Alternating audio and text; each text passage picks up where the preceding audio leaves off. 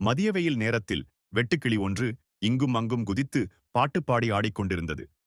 அப்போது எறும்பு ஒன்று அரிசி ஒன்றை எடுத்துக்கொண்டு அதே பாதையில் தன் வீட்டிற்கு சென்று கொண்டிருந்தது. அதை பார்த்த அந்த வெட்டுக்கிளி எறும்பிடம், "இப்போது என்ன அவசரம்? சிறிது நேரம் என்னைப் போல நீயும் என்னுடன் விளையாடலாமே" என்றது. அதற்கு எறும்பு, "இன்னும் சில நாட்களில் வெயில் காலம் முடிந்து மழைக்காலம் தொடங்கப் போகிறது. மழைக்காலத்தில் வெளியே எவரும் செல்ல முடியாது. அதனால் அந்த நேரத்திற்கு தேவையான உணவை இப்போது இருந்தே நான் என் வீட்டில் சேகரித்து வைத்துக் கொள்கிறேன்" என்றது. வெட்டுக்கிளி எறும்பிடம், "மழைக்காலம் வர இன்னும் நாட்கள் இருக்கிறது. நான் விளையாட செல்கிறேன்" என்று சிரித்துக்கொண்டே நடனமாடி சென்றது. நாட்கள் கடந்தன. மழைக்காலமும் வந்ததுதான். சேகரித்த உணவை உண்டு தன் வீட்டிலே எறும்பு இருந்தது. ஆனால் அந்த வெட்டுக்கிளிக்கோ உணவு ஏதும் கிடைக்காமல் உணவு தேடி மழையில் சுற்றித் திரிந்தது.